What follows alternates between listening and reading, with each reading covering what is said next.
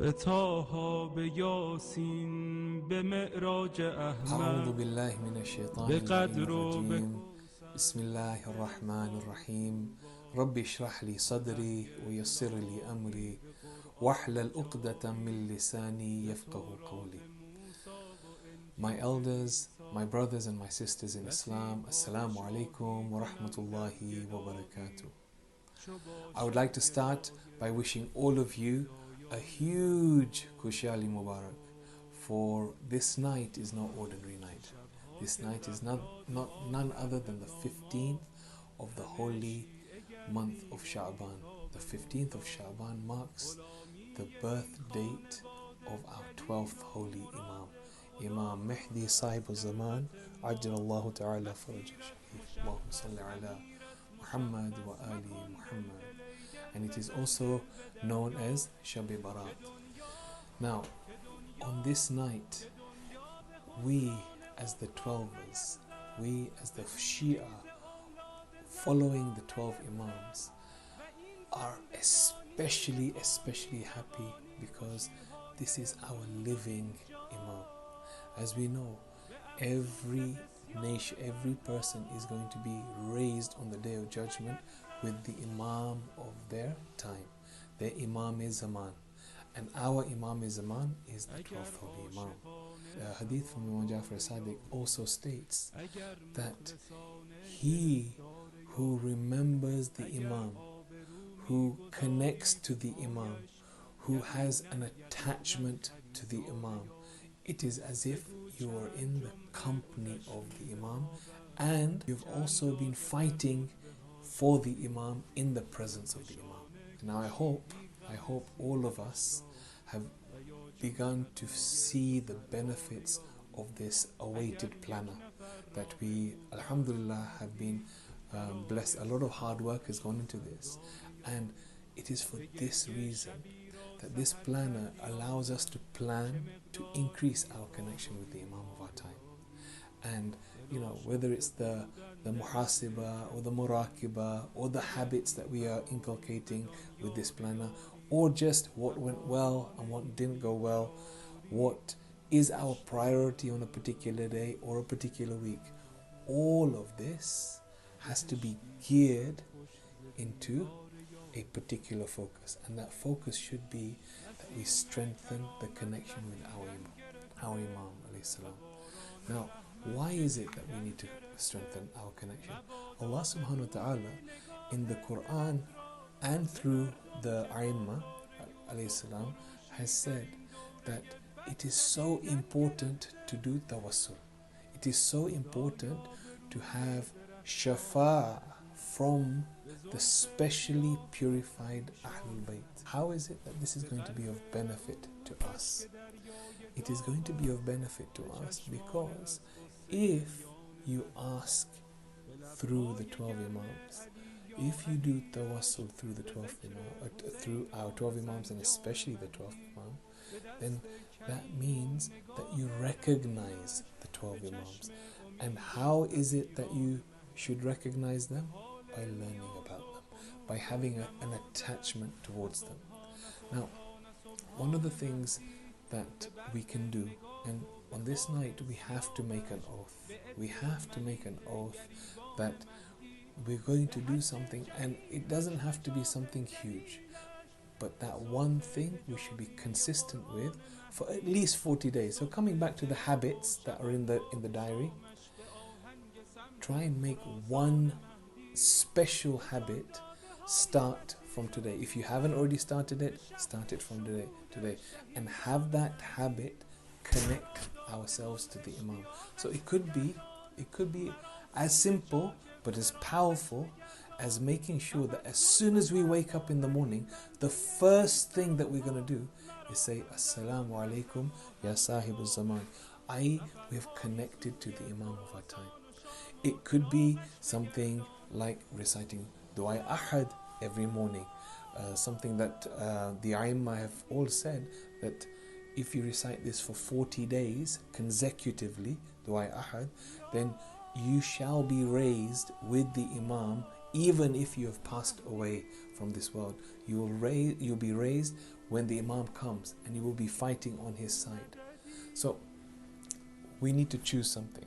Now I'm going to share with you a beautiful gesture, a beautiful idea that one of my students in madrasa had come up with when we said that, what is it that you're going to do to remind yourself of the Imam on a daily basis? And I'm not sure if you can see this, but this is a small photo frame, a really, really small photo frame.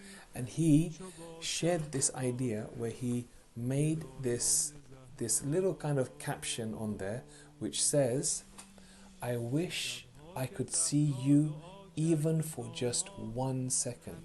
And there's a picture of Masjid al-Jamkaran. This is his mosque that Imam visits. There are riwayats that say that he visits Masjid al-Jamkaran every Tuesday night, and Dua Tawassul is recited in Masjid al-Jamkaran in Qom every Tuesday.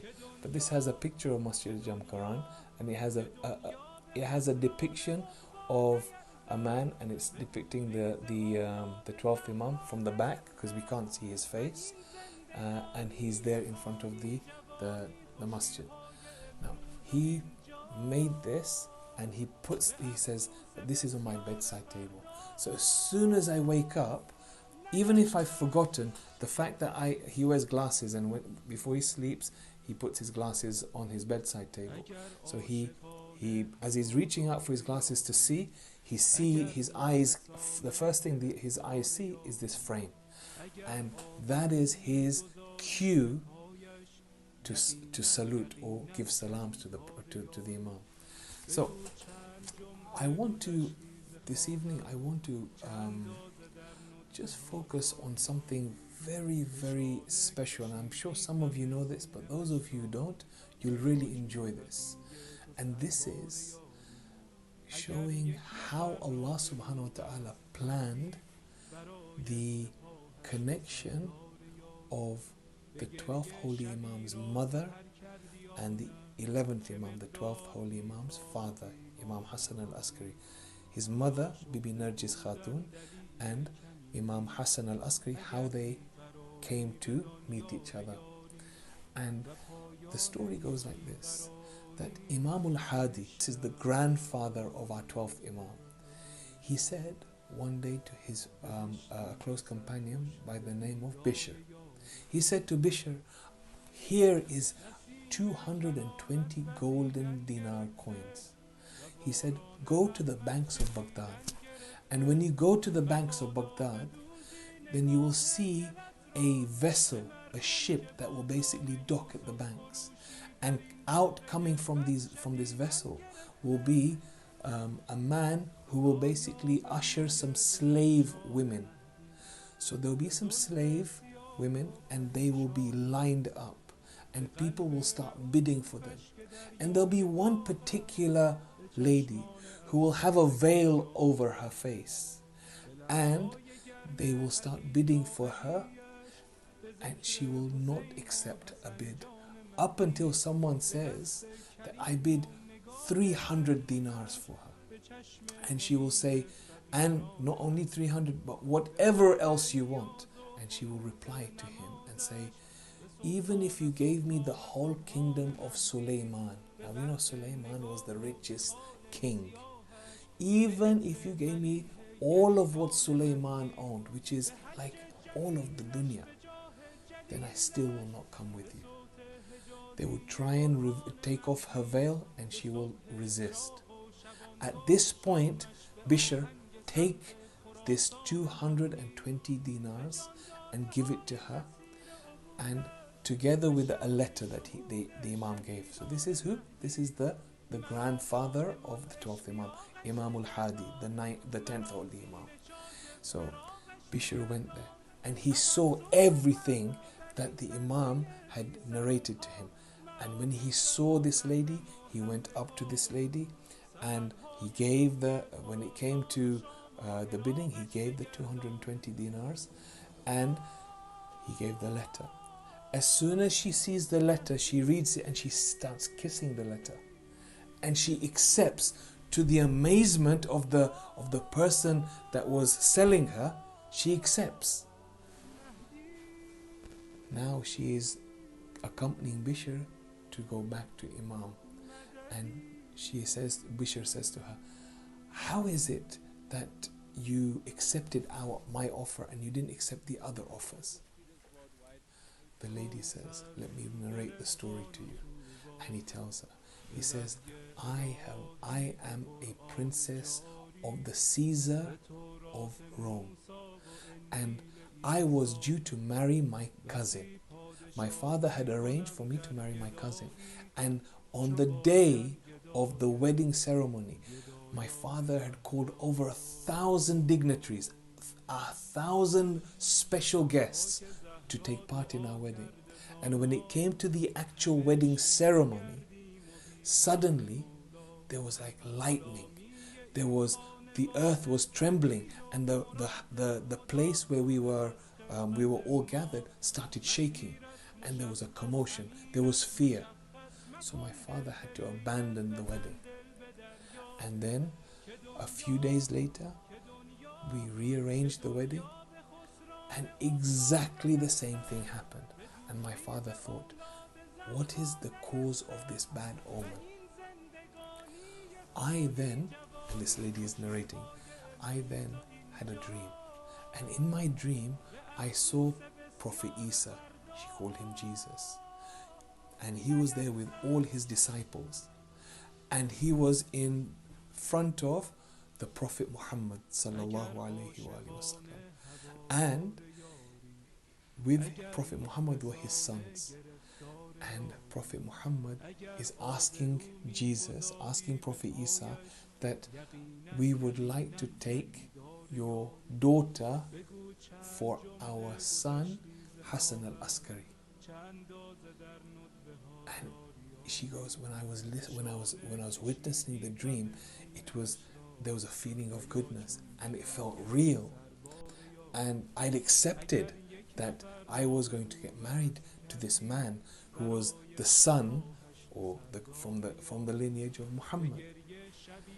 Then 14 days later, she has another dream. This lady, this princess of Rome, she has another dream 14 days later. And in that, she sees the holy lady of light, Bibi Fatima alayhi salam, and she sees Maryam alayhi salam. And Bibi Fatima and Maryam are talking. And they are talking about, and she asks, the question, when is it that I'm going to get married? Or when is it that I'm going to be acquainted and meet my suitor, my match, Hassan al-Askari? And Bibi Fatima replies to Bibi Maryam in the dream and says that as soon as you proclaim, you come into the religion of Islam, then you will become married to Hassan al-Askari.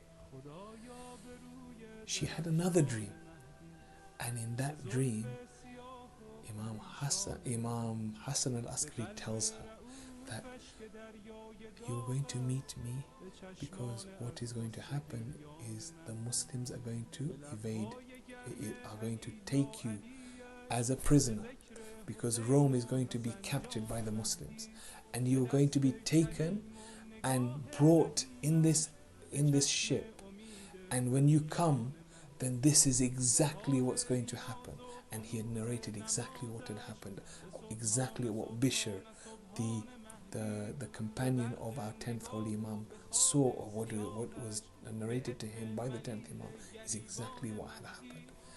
So look at the plan of Allah subhanahu wa ta'ala to bring together our holy Imam, our 12th Imam's mother, and our 12th Imam's father.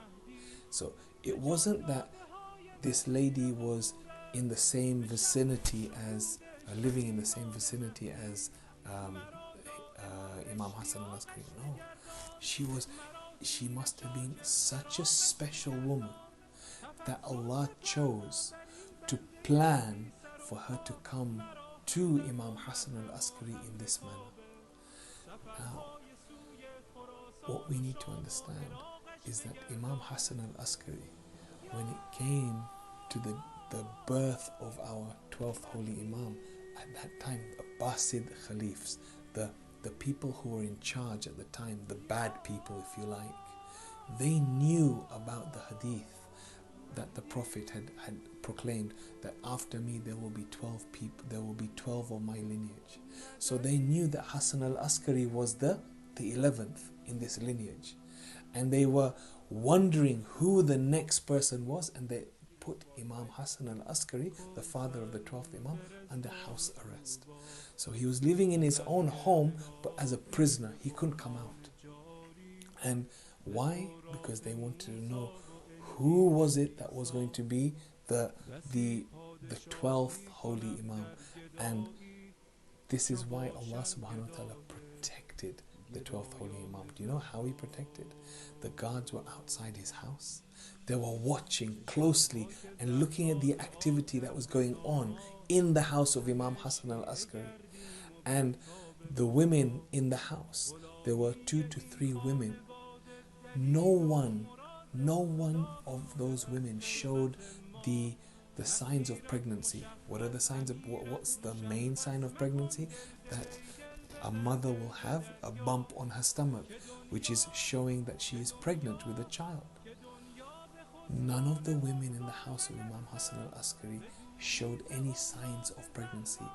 In fact, on the day our holy Imam was born, Bibi Halima Khatun, she was the aunt of our 12th Holy Imam. She was told by Imam Hassan al-Askari that you are going to be needed to help deliver my child that is going to be born on the 15th of Sha'ban, on this special day. And she didn't even see, she was confused because she didn't see any woman in the house who had the sign of pregnancy. Allah subhanahu wa ta'ala protected the Imam in this manner. And of course, our 12th Holy Imam was born, and it was a miracle. And now the guards were still baffled. They didn't know, because Imam Hassan al-Askari had sneaked out. The riwayat says that history recalls this. They say that Imam Hassan al-Askari had sent the Imam of our time back to Medina in protection, because he knew that his life was going to be under close watch and danger. So our holy Imam, our 12th Holy Imam, he went into something called Ghaibate Sugra. This was an occultation, a hiding. So he was away from the people for a short period initially, where he would have a representative. There were 4 representatives, and they would report back to the Imam. Yeah? And the Imam would answer questions in this way. But then Imam was put into something called Ghaibate Kubra, the big occultation, the big hiding. And he is in Ghaibate Kubra up to today. And Allah subhanahu wa ta'ala has chosen, He has chosen to keep him there until a time is ready for him to come back onto this earth. And today, my brothers and my sisters, the ulama, the real sincere believers have all stated this, that the signs of the reappearance are getting more and more intense. There are signs that are definite signs for the reappearance, and if these signs occur, then Imam is going to appear any time. And there are other signs which are slightly da'if in their narrations, i.e. it's not 100% guaranteed that those signs have to take place. But a lot of these signs have already started to take place. Signs like there's going to be so much corruption in this world. Good is going to be known as bad, and bad is going to be known as good. Things which were not really allowed in any religion is going to be acceptable. There are many things that are happening today, my brothers and my sisters, that show us that the signs of the Imam are very, very, very close, and that means that his reappearance is close. But ultimately, Allah subhanahu wa ta'ala will only bring about the reappearance of our 12th Imam. And then we will have pictures of, like we have pictures in our house of our esteemed ulama, like Sayyid Sistani, like Sayyid Khamenei, all of these we have their pictures available. But soon, when Imam comes back into when he is back in this world, our eyes will see his true essence, and we will have these frames in our houses that will have his actual pictures. How amazing would that be?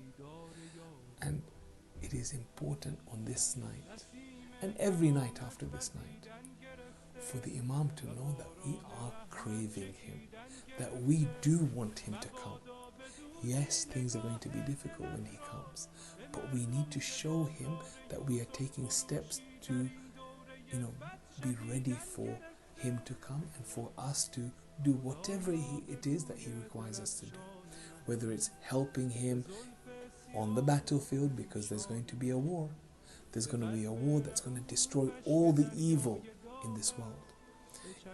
Are you going to be someone like a doctor that's going to help all the mu'mineen that are going to be fighting? Are you going to be an engineer that's going to help him with weapons?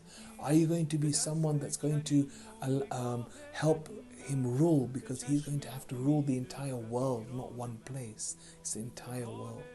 So it is so important that whatever it is that we do in our work, if you are children and you're thinking about what it is that you should do in the future, then think with the intention that my job that I want to be in, I want to be the best in that job, so that it will be something of value for the Imam to accept, inshallah. On this auspicious night of the 15th of Shaban, I again ask you to remember our Imam from the bottom of our hearts, and praise and raise your hands with me to ask Allah subhanahu wa ta'ala on this night which is also a night of prayers and ibadah and for wishes to come true, to pray that we are accepted by the Imam of our time, that we are regarded to be sincere, that we are really, really ready for the Imam to come, and instill in our hearts this love for the Imam that never ever extinguishes, inshallah. Wa akhiru da'wana alhamdulillahi rabbil alameen. Wassalamu alaikum wa rahmatullahi wa barakatuh.